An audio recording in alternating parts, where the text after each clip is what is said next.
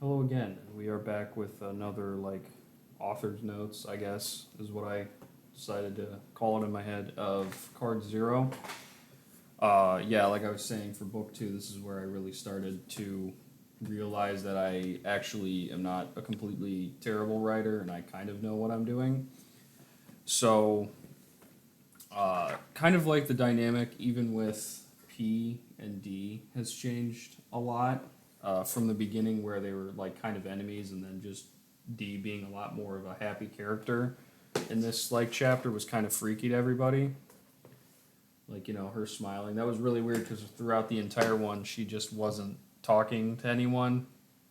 And also with how I said a lot of the backstory originally changed, how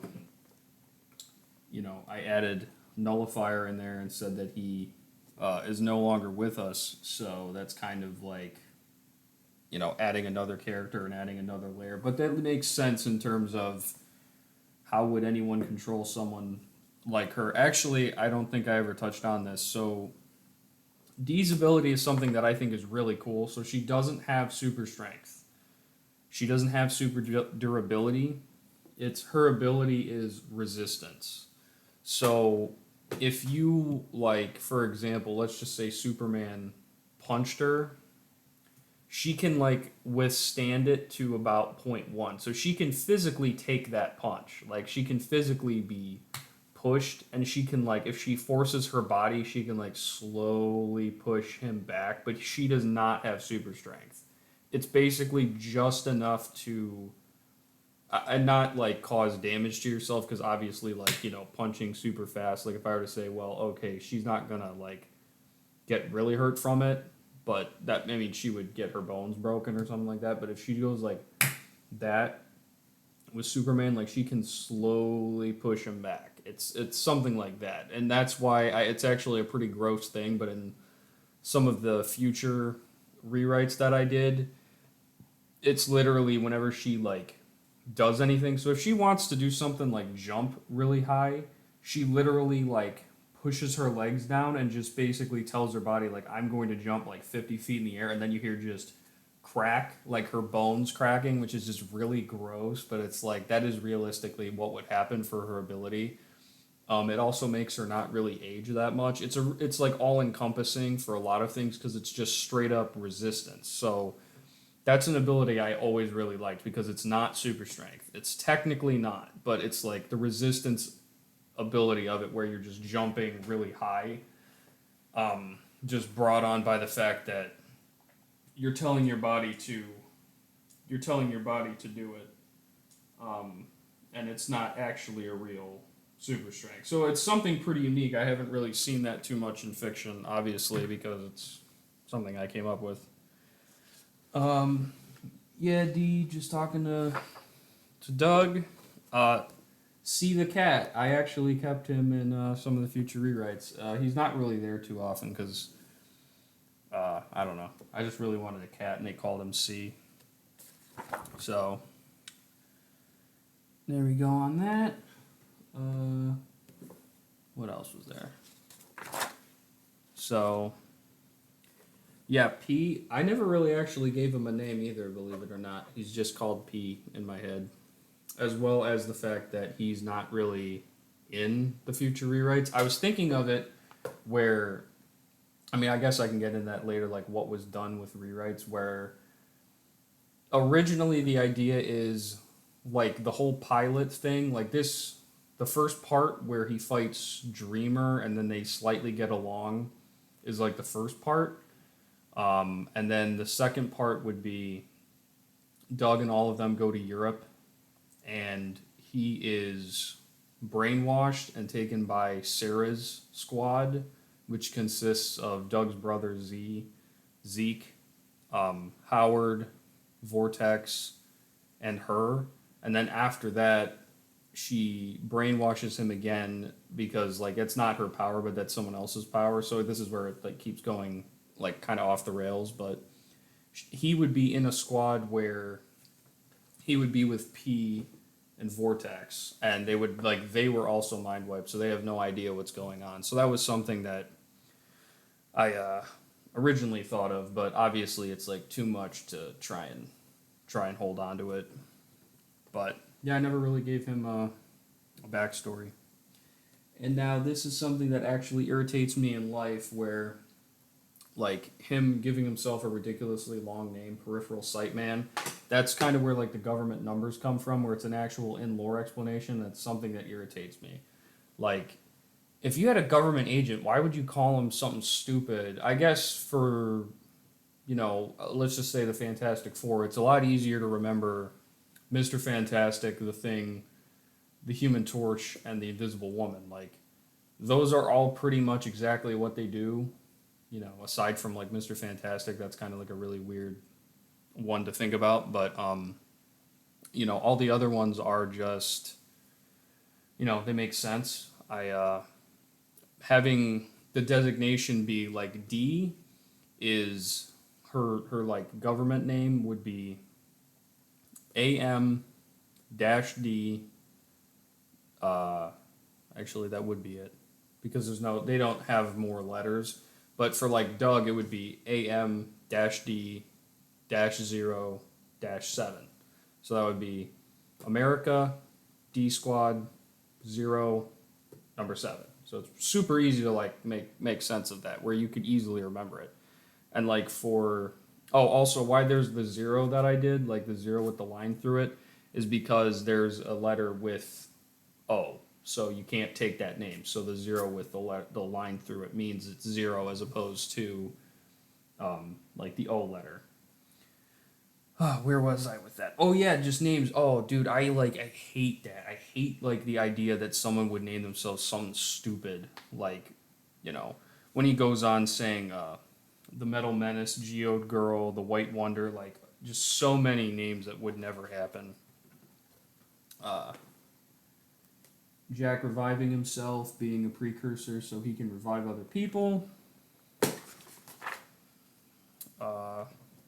Him also being an idiot. I don't know. I really like Jack. I like writing him. The Graveyard, which was something that kind of like continued on. If you read -1, you'll see that Cameron is at the. I think a lot of the scenes that I have, and I have written like some of them that just aren't on paper, are ones revolving around cemeteries, because it's kind of a pretty somber thing, especially in this type of like job. You would really have a lot of things where everyone is just pretty much kaputzi. I mean, if you have so many squads, every single one of them eventually just passes on. I mean, it used to be that there were, in the beginning, there were like literally zeros through like 10. So you'd have A10, every continent. It depends. I haven't really made it a hard rule. It would probably be easier to say there's only 26 letters, but I still think it would be better to say that there's at least a decent amount of letters throughout every continent, because that would make less sense if there's only 26 letters, but then the designation wouldn't make any sense. This is the type of stuff I think about, not like how to make more money for myself, things of that nature. But that's kind of where it comes from. But yeah, also P is not a letter, actually. He never was, and it just kind of something, I just called him P because I didn't like calling him PSM. So it's just P, even though he's not the letter. It's Penelope is who I decided for that name. So this is kind of a plot point that never really went anywhere that I do like, where the suits that Doug wears, they're called Elta suits. I forgot why they're called that. It's just something I came up with, but it's basically like a Iron Man type suit that slowly, as the series goes on, Doug starts to wear them and becomes Red Rebellion, which is his hero name. Kind of corny, but I think it's pretty cool to have like a fake parody of it, because it makes more sense why in the original, like all of the characters pretty much wear these types of suits.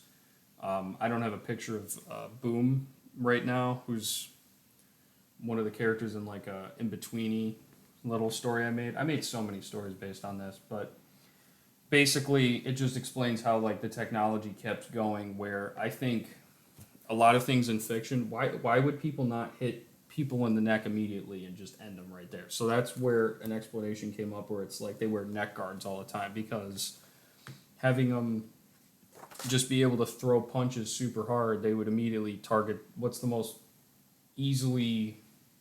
I mean, if you hit someone in the head, like they're gonna be fine ish. They have a bunch of bones surrounding your head. It's one of the hardest things to break through.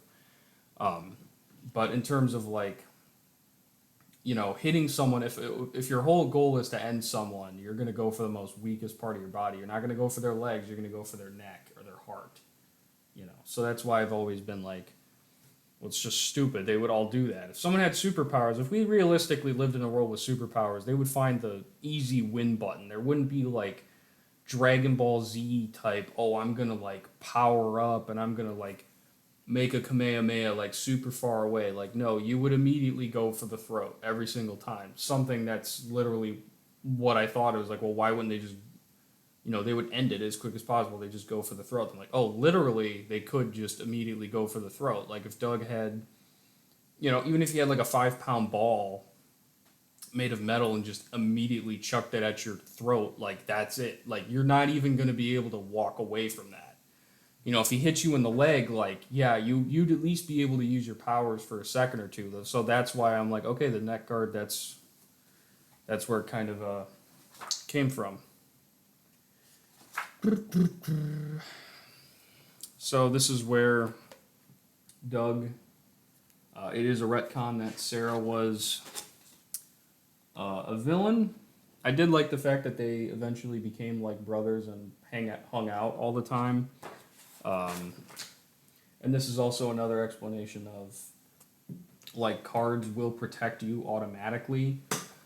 It does depend because there's like some powers that don't let you do that, but like in terms of Metal's power, he said he got hit in the head with a sniper rifle bullet and it basically just liquefied before he could have even sensed it. So that's why it was just something that was pretty cool.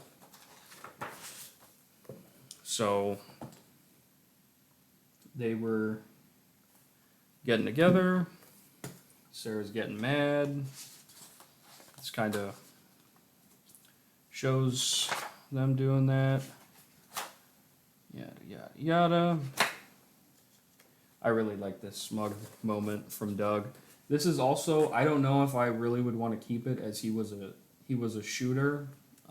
Like he went to the range and he was totally someone who could do all of that almost accurately with no fingers. That's kind of a weird thing, but I still think it's kind of cool to just show how smug he was from winning. So I like that.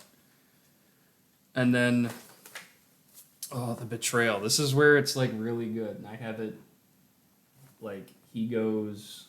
I mean, so it's just really good that it shows his growth as a character where, Doug won't join them, even though realistically he has every right to because Metal's his only friend, but he still realizes that just giving more people powers is not the solution. It's not what you're supposed to do. The heroic thing is to basically say just bury it in the ground, like how that was one of the things in part 4 where Alvin and H are discussing cards, and it's like you should just bury it in the ground and have no one have it because people having powers is dangerous. It'd basically be the equivalent of giving people like, I guess like Falcon and the Winter Soldier, where John Walker is, he's attacking the, I don't know if I can say it, but person who joins a group that is not good and does not like people. Because I know that one is definitely, you're not even allowed to say that, I'm pretty sure, on YouTube. So it's like, everyone would be like that. They'd be super powered. It's like you can't even arrest them. Like literally, you would have to do what John Walker did. I always hated that just as like a tangent. Like I hated the fact that they made John Walker seem like a loser. But anyway, Doug finally like even in one of his weakest, I guess not weakest moments, but like him having his weakest connections with Alvin and with Sarah and his strongest connection is metal, but still realizing that the right thing to do is to not join them is really good. I like that. Kind of a bit of a weird thing where Metal would spare him, but I think it just works so well because then the story would be over. Can't do that. Can't do that. I have so much to write about. I got super long books to write about. So yeah, they spare him. They go back. What other things are like cool tidbits that I like doing? I guess